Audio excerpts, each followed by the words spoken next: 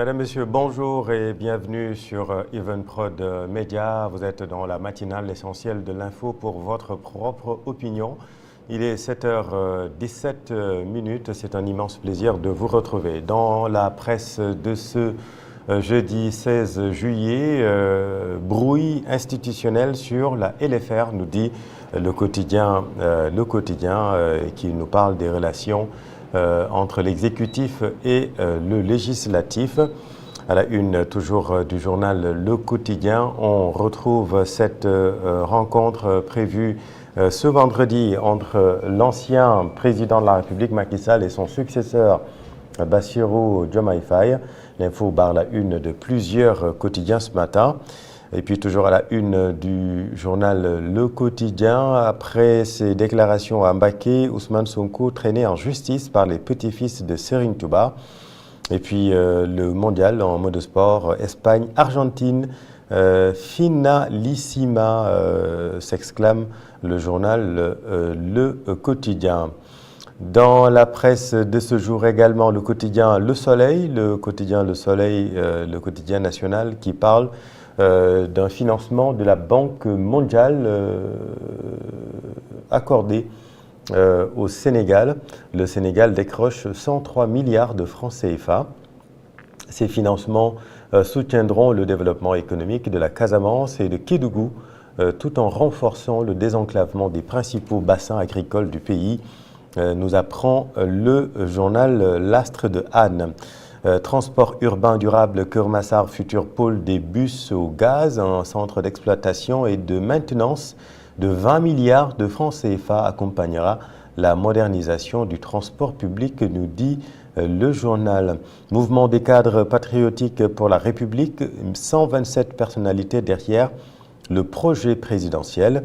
Et puis, toujours à la une du quotidien national, Dr Moustapha Kamal Gueye, directeur du programme d'action prioritaire sur les transitions, juste à l'OIT. Actuellement, selon lui, 56% du littoral sont touchés par l'érosion. Le journal Sud Quotidien, lui, nous parle de la visite prévue ce vendredi du président Macky Sall. Macky Sall revient, le débat s'invite, titre le journal. Et on voit le président Macky Sall qui sort de l'avion, l'ancien chef de l'État qui devrait atterrir donc en début d'après-midi de ce vendredi. Conseil de sécurité de l'ONU, dialogue régional face à l'expansion du terrorisme. À lire également à la une du journal Sud Quotidien, Coupe du Monde 2026, l'Argentine bat l'Angleterre 2-1 et rejoint l'Espagne en finale. Remontada épique de l'Albi Céleste, titre le journal. Le bilan toujours de la Coupe du Monde, la tutelle presse la fédération, nous apprend le journal Sud Quotidien. Et puis les cas de tricherie au BFM, le ministère de l'Éducation nationale se veut rassurant. À la une du journal Source A, Yankoba Diémé balise la voie à Macky Sall, titre le journal, qui parle également de la visite de l'ancien président à Dakar. À Macky Sall, selon le ministre Yankoba Diattara, ne fait l'objet d'aucune accusation, d'aucune poursuite, encore moins d'aucune condamnation. Il est un citoyen de ce pays, il a le droit d'entrer et de sortir du territoire, dit le ministre des Forces armées, qui ajoute que le président de la République, garant de la Constitution, s'inscrit dans ce sens également.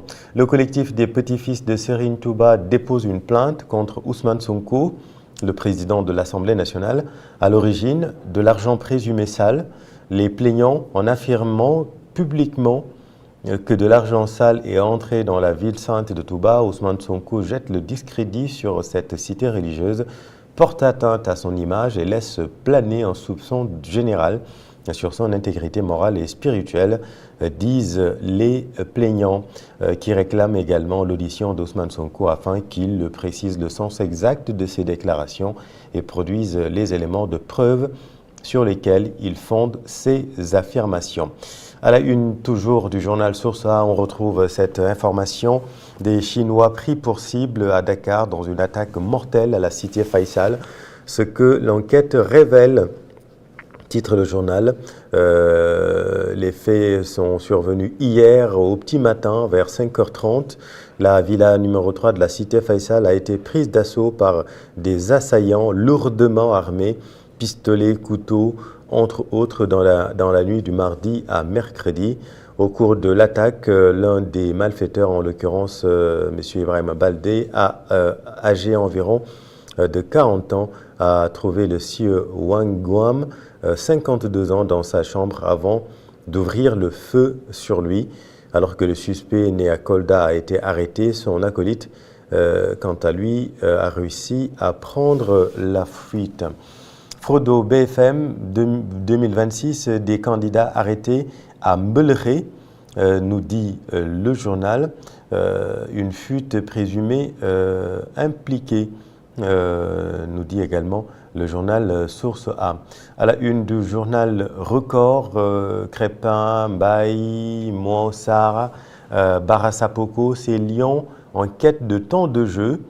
Avec à la une donc ces Lions qui manquent de temps de jeu, donc selon le journal Record, et qui forcément seront sur le marché des transferts. On en vient au journal Walf Quotidien qui revient également sur cette rencontre à Doha entre le président de la République Bassirou Diomaye Faye et l'ancien ministre des infrastructures, monsieur Karim Wade. À la une donc du journal Walf Quotidien.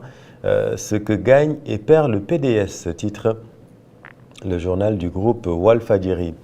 Un cambriolage vire au drame, un Chinois abattu, un autre blessé à la cité Faisal. L'info barre la une de plusieurs quotidiens.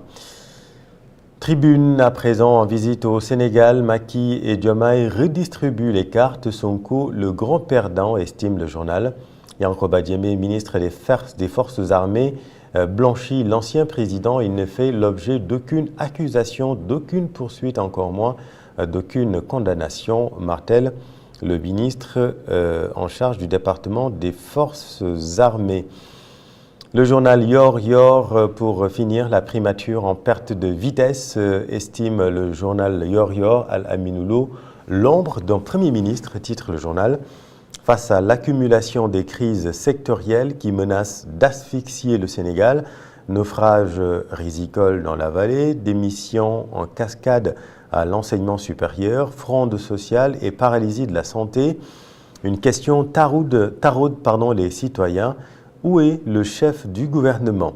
Loin de l'autorité d'arbitrage d'Ousmane Sonko, le Premier ministre Al-Aminoulo brille par un effacement troublant, confiné dans un rôle de façade et aligné au doigt et à l'œil sur le palais.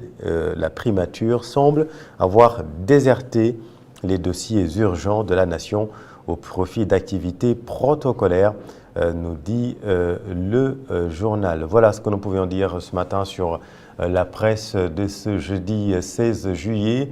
Et vous le savez, l'actualité, c'est aussi la mort de Djiby Mbaye, ce militant de PASTEF, président du collectif des ex-détenus politiques, survenu donc à Golfe Sud hier des suites d'une longue maladie. Dans son message, le bureau politique de PASTEF, les Patriotes, a rendu